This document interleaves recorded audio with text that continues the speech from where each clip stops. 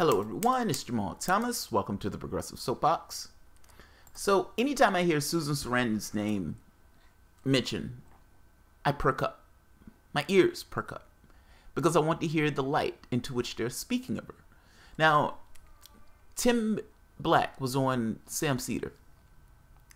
Sam Seder noted Susan Sarandon and then proceeded to have the asshole in the background who really needs to get a job because at the end of the day, he's essentially being paid by Sam Seder to be his voice man, which is embarrassing.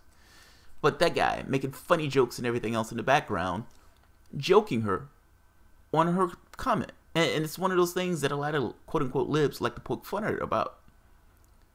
Maybe it'll bring on the revolution. Now, this was in a conversation with Chris Hayes. And in this conversation with Chris Hayes pushed her. Tell me, isn't Hillary Clinton better than Donald Trump? Isn't Hillary Clinton better than Donald Trump? Tell me, you better tell me. Tell me, say it before my audience. Tell me that Hillary Clinton is better than Donald Trump. Now, being pushed hard. Susan Sarandon in this guttural and honest moment. Maybe it'll bring on the revolution. Maybe it'll bring on the revolution. The two assholes on the Seder show, Seder and the other guy, never once tried to regard what she meant by that. Because if you're going to take jokes at her or poke fun at her or take shots at her, shouldn't you figure out what she means? Now, one of the things here's the thing. For Sam Seder to ask, should she be criticized for that or shouldn't she be criticized for that? Anybody can be criticized for anything. That doesn't mean anything at all. That means absolutely nothing. Like, all perspectives are relative. Meaning my particular perspective or someone else's particular perspective, depending upon what they want to accomplish, what they're willing to accept in regards to the consequences, and what they perceive the world to be, will criticize a relative perspective, mind you, to varying degrees. Martin Luther King was criticized for protesting the Vietnam War. Think about it. Martin Luther King, a man of peace, was criticized for protesting the Vietnam War. The perspective that criticized him was, wait a minute, we have this Negro issue in America dealing with civil rights. Aren't you going to do something about this? Aren't you Dr. King? Why are you dealing with those Vietnamese over there? What about the issues that you have here? Don't let LBJ turn his favor from us because you saying something about the Vietnamese over there. Deal with your problems here. King didn't look at it that way. King looked at it as the same power that's oppressing them over there. It's the same boot that's on the quote-unquote Negro over here. In King's mind, those things were not separate. Those things were the same.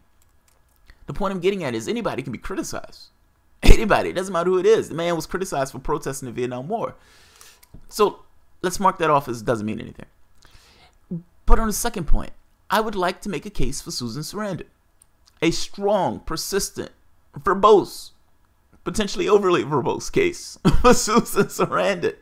Yes, she is damn hot, but that has nothing to do with the case that I'm going to make for her. And me calling her damn hot just is a kiss on the ego. Everybody enjoys those. Maybe it'll bring on the revolution. So the question becomes, what does she mean by revolution? What does Susan Sarandon mean by revolution?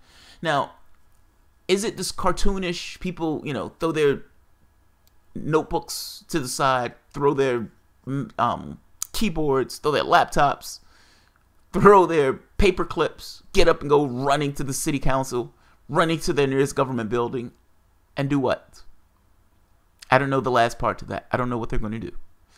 Now, I don't know what they're going to do because this is kind of cartoonish. What I suspect Susan Sarandon meant was, I think it will make people wake the fuck up. That's what I think she meant. And I don't necessarily think she was wrong for meaning that. What I mean is, from my perspective, and I suspect to some degree from hers, just from hearing her talk, this is an absolutely terrifying world. It is absolutely terrifying. We allow massive amounts of poverty. We allow a fiction to govern allocation of resources, meaning something that's not real governs whether or not a person will eat and sleep, not whether or not we actually have the resources. That's an amazing thing. Now, to the people around you, no, that's just the way it is. They're robots. They go about their way. To somebody like us who looks at this, we find this to be monstrous. You take it the next step. We allow individual tragedies in people's lives, even in regards to healthcare. Yes, we can take care of everybody. No, we don't come up with a system to do so. Why? There's financial interest preventing it. You mean that unreal thing? Yes, that unreal thing is, again, preventing those things.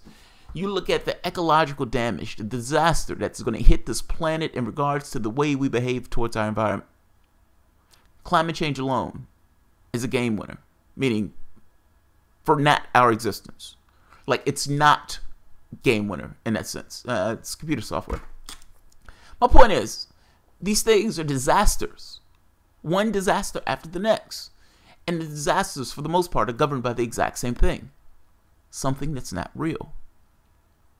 Military, we murder a lot of people around the globe. The President of the United States affirms the right, through some power, unbeknownst to anybody on this planet, to go into one country after the next. He's not doing so by international law. He's not doing so by our own laws. By what laws is this king doing this? I have no idea. And yet, he does it nonetheless. Congress doesn't call him on it. Like, you look at this and you say, well, wait a minute. 90% of the people we're murdering are civilians. Are you shitting me? You're just murdering people left and right.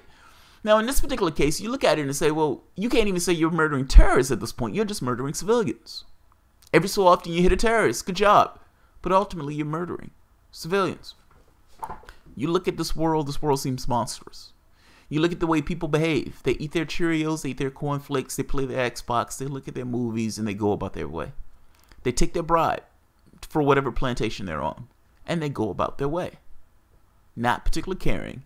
And even if they do, for the most part, care, ultimately they're kind of pulled back in line based upon the wine and the circus in a particular society.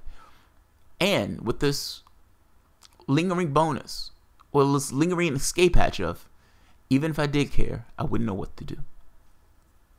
This is our world. This is terrifying. This is absolutely terrifying.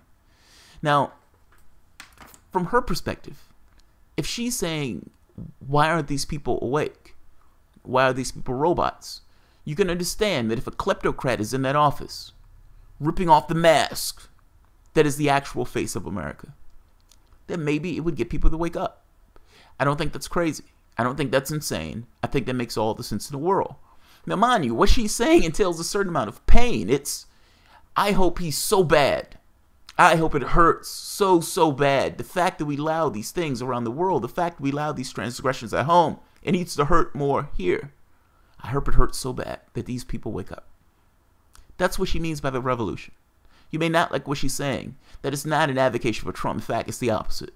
He's going to be so bad, so ridiculous, so absurd, and so painful that the public itself will not have a choice but to wake up. Where's the crazy in that? There is no crazy in that at all. That makes perfect sense. That makes absolutely perfect sense.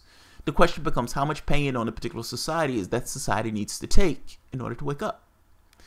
How buffoonish, how cartoonish do you believe this reality show host is going to be in the presidency? And do you believe it's going to be horrid? And if you believe it's going to be horrid, do you honestly believe that there is not a point on the horrid ladder that causes people to say, hey, maybe we need to do something else? I don't know what that point is. I don't want to know what that point is. But she's not crazy for making this point that, yes, if you put a kleptocrat in that office, it may hurt enough. It may burn enough. It may sting enough. Where the things that we're exporting outside to the rest of the world may come home to roost. And in those things coming home to roost, maybe people will wake up. I don't think she's crazy. I don't think that's crazy at all. And beyond that, Susan Sarandon also had a few other good points on this. Beyond this just basic philosophical issue of what would it take for a public to have a revolution.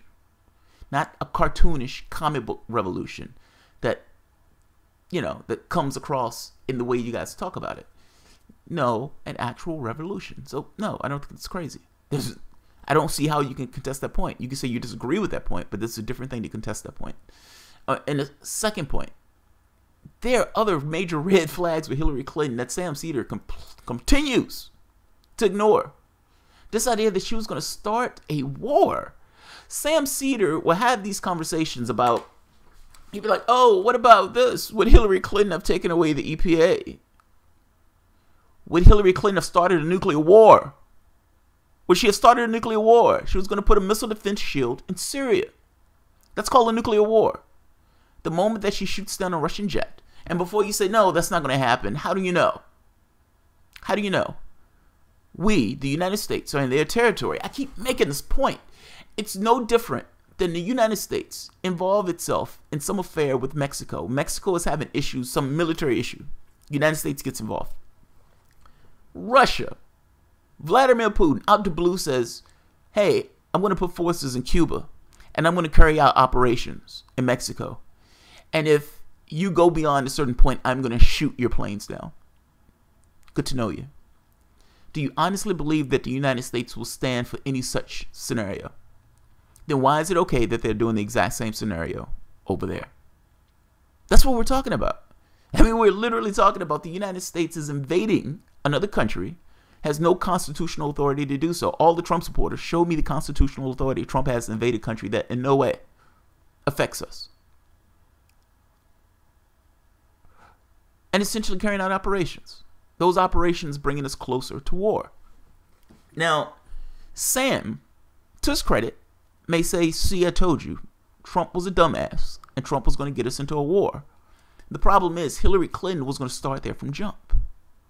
Trump was pushed to some degree into this, and yes, he's going into it willingly, and yes, he's taking the narrative, and yes, he is leading us closer to war. I'm just trying to make the point that somebody going into office conciliatory with Russia is different than somebody going into office with the stance of war or the stance of aggression with a nuclear power nation. No, I don't trust her. I don't trust her to keep us out of a war. So no, I don't. And second point, they cheated Sanders. Now again, Sam is completely oblivious to this. He's Mr. Oblivious. I am thinking about giving Sam Chuck Todd's award. Mr. Oblivious. He is completely unaware of WikiLeaks. WikiLeaks doesn't exist to Sam Seder. So when somebody says, hey, when they threw 100,000 people off the rolls in Brooklyn, Sam Seder says that's just normal politics. He didn't say that, but he would have to be saying that if he's saying that he didn't recognize any cheating in that election. Or if it was just political gamesmanship. Throwing 100,000 people off the rolls is not political gamesmanship. That's cheating. That's cheating.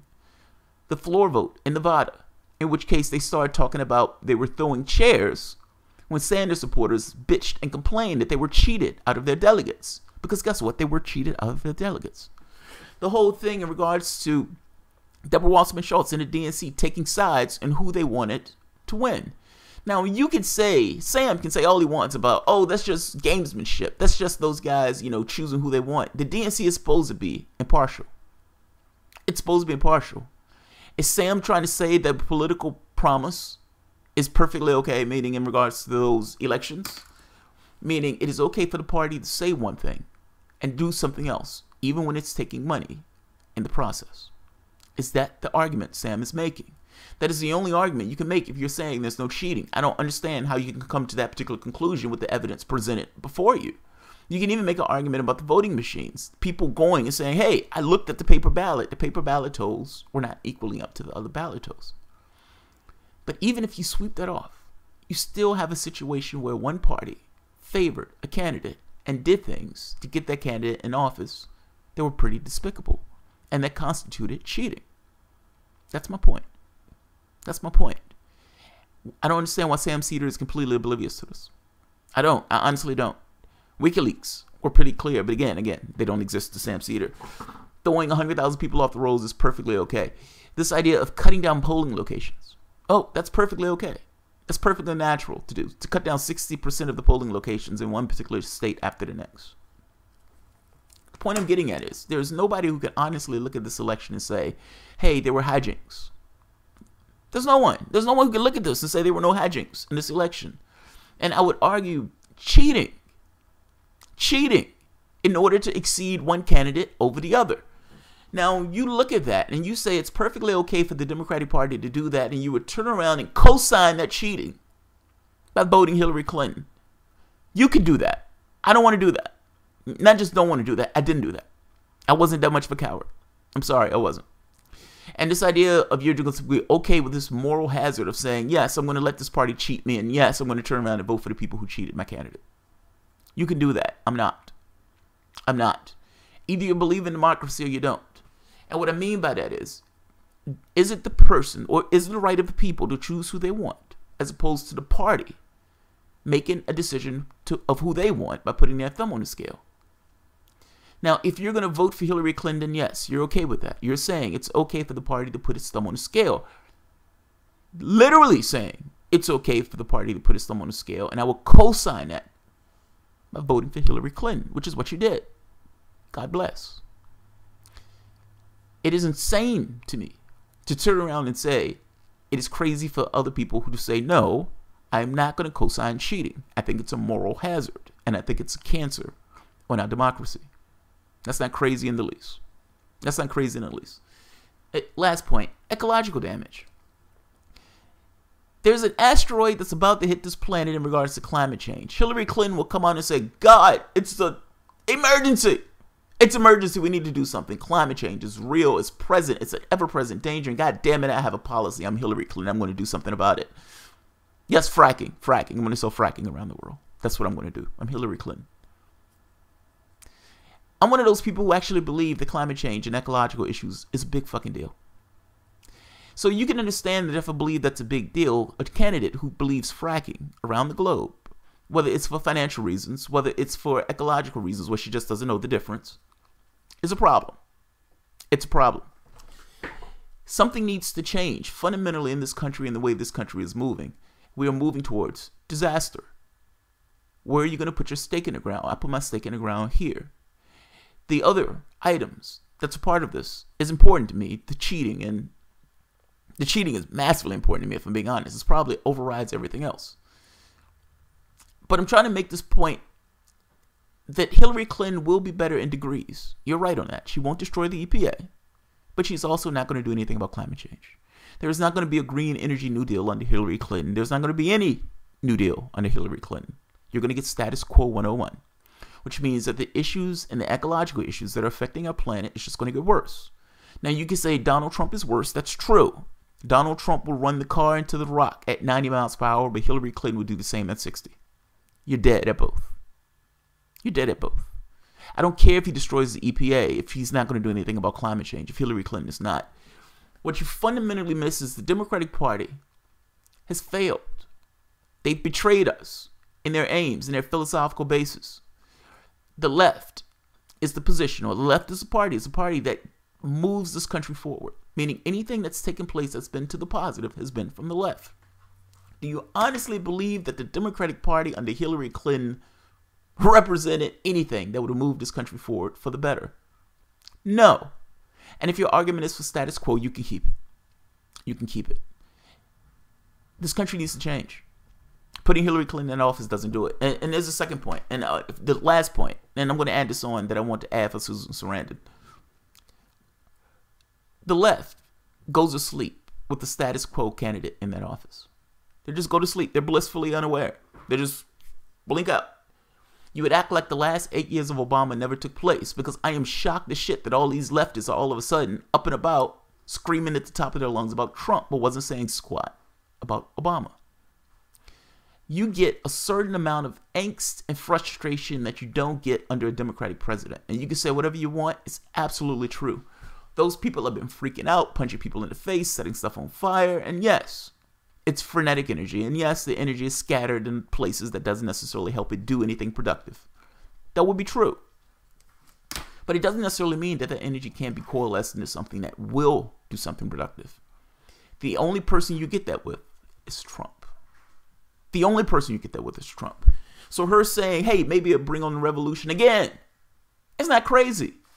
You guys want to poke fun at her, but you don't necessarily want to engage the actual argument. Maybe it'll bring on the revolution. What does she mean? I suggest she means several things, but I'm making this point that she has a damn good case to make. And even though you guys want to chide her and the guy who makes the funny noises in the background who doesn't have a life, that guy will continue to get paid by Sam Seder to not have a life. But if you're talking about the reality of the situation, meaning what she said, does it have worth? Yes, it has worth. Is it a worthy position that can be defended? Yes.